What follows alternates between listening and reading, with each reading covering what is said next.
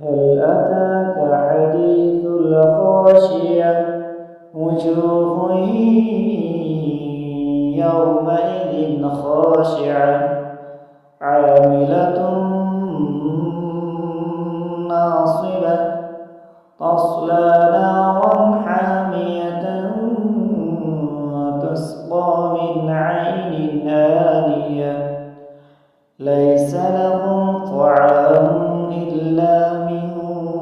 ضريع لا يسمن ولا يغني من جوع وجوه يومئذ ناعمة لسعيها راضية في جنة عالية لا تسمع فيها لاغية فيها عين